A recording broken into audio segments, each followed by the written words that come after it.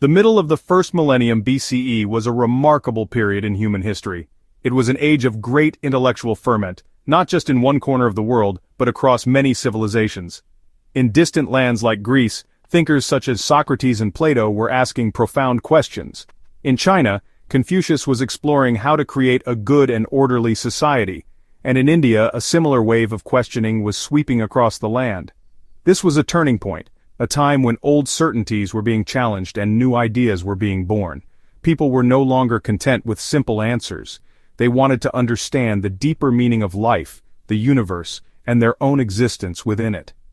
This period of intellectual awakening in India was happening alongside significant social and political changes. Small, scattered settlements were growing into large, bustling cities.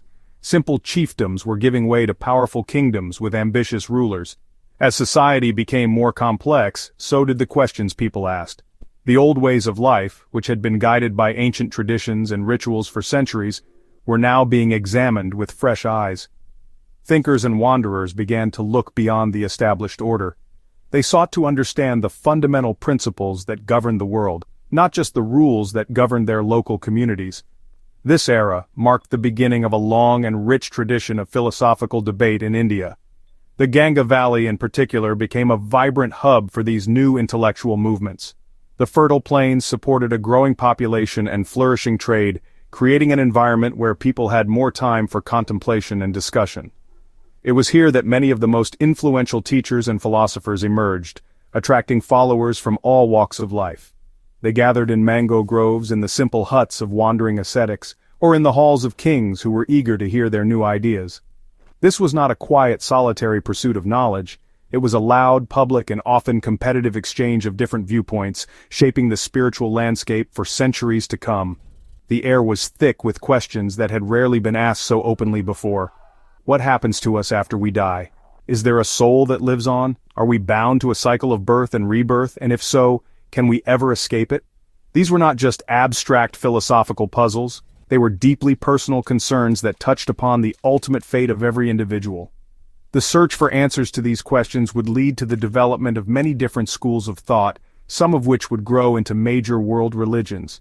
This intellectual dynamism set the stage for a profound transformation in how people understood their place in the cosmos and their responsibilities in the world.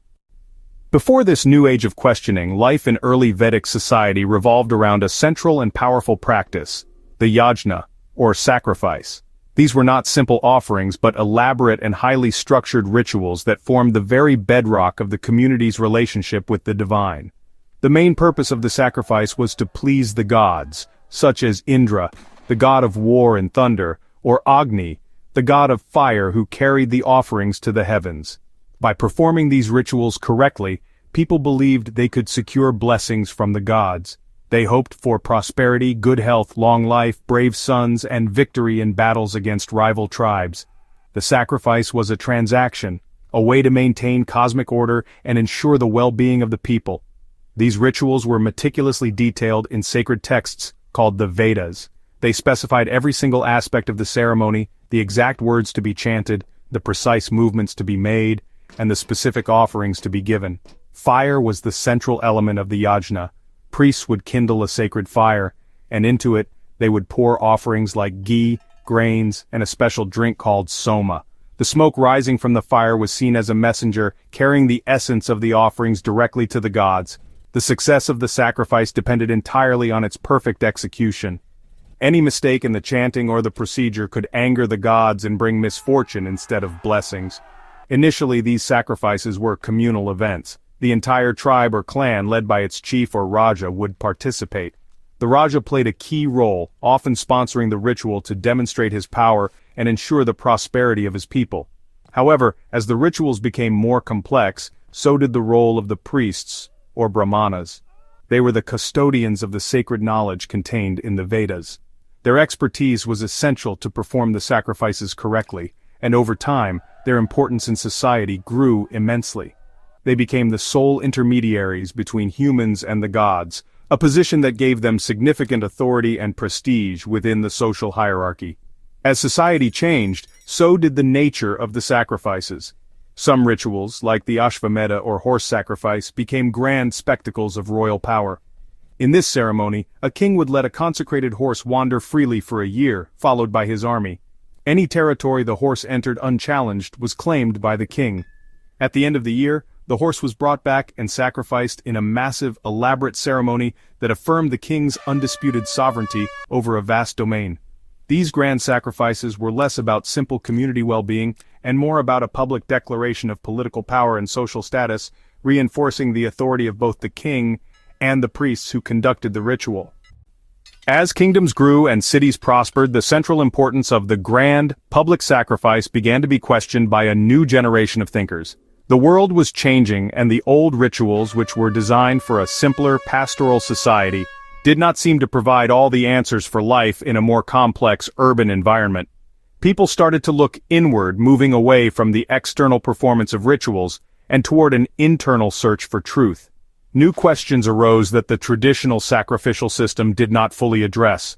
Thinkers began to wonder about the nature of the self, or Atman, and its connection to the ultimate reality of the universe, or Brahman. This shift in focus gave rise to powerful new concepts that would dominate Indian thought for millennia: karma, samsara, and moksha. The idea of karma suggested that every action, good or bad, has consequences that determine an individual's future. This was linked to samsara, the belief in a continuous cycle of death and rebirth. People came to believe that they were trapped in this endless cycle, their future lives shaped by the actions of their past ones. This was a heavy burden, a stark contrast to the earlier belief that a proper sacrifice could secure a pleasant afterlife. The ultimate goal then became moksha, or liberation from this relentless cycle of reincarnation. These new ideas were not accepted without challenge. They were the subject of intense and lively debates. Philosophers and wandering ascetics, known as shramanas, would travel from village to village engaging in public discussions.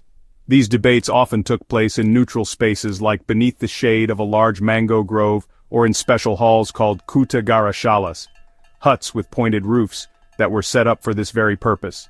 Here, a thinker would present his arguments and others would challenge him. The winner of the debate might win over the loser's disciples, and success in these intellectual contests was a key way to gain followers and spread one's philosophy. The discussions covered a vast range of topics. Some argued that everything in the universe was predetermined, while others insisted that human effort and action mattered most. Some believed in the existence of an eternal soul, while others, like the Buddha, would later argue that there was no permanent, unchanging self. These debates were not just for scholars, they were public events. Kings, merchants, and common villagers would gather to listen, fascinated by the clash of ideas. The questions being discussed, about suffering, death, and the possibility of freedom, were universal, and the search for answers resonated deeply with people from every level of society, creating a dynamic intellectual culture. Among the most influential voices in this new era of debate were the leaders of the Shramana movements, most notably Mahavira and the Buddha. These teachers offered a radical departure from the established Vedic tradition. They challenged the authority of the Brahmanas and rejected the idea that elaborate and expensive sacrifices were the path to salvation. Instead, they emphasized personal experience, ethical conduct, and individual effort as the means to achieve liberation. They taught that one's place in society, determined by birth in the caste system, was not a barrier to spiritual freedom. This was a revolutionary message that empowered individuals to take control of their own spiritual destiny. The Buddha, for instance, taught the Four Noble Truths and the Eightfold Path. He explained that life is inherently filled with suffering, that this suffering is caused by craving and attachment, but that it is possible to end this suffering by following a path of right understanding, right thought, right speech, and right action. He dismissed metaphysical speculation about the creation of the world or the nature of the soul as distractions from the main goal, ending suffering here and now. Mahavira, the founder of Jainism, taught a path of extreme austerity and non-violence, or ahimsa, believing that freeing the soul from its karmic bondage required purifying it of all negative actions and attachments. These teachers and their followers lived a life that was very different from that of the householding Brahmana priests. They were wanderers who renounced worldly possessions and social ties. They begged for their food and spent their time in meditation and discussion. Their message of personal liberation and their critique of social hierarchies resonated strongly with many, including merchants, who were gaining wealth but lacked the high social status of the brahmanas and warriors, and with those who felt constrained by the rigid rules of the caste system. They offered an alternative way of life and a different way of seeing the world, one based on inner transformation rather than external ritual. The impact of these debates and new teachings was profound and long-lasting. They fundamentally shifted the focus of religious life in India from communal sacrifice to individual spiritual seeking. The questions they raised and the paths they proposed led to the development of major philosophical and religious traditions, including Buddhism, Jainism, and various schools of Hindu thought articulated in the Upanishads.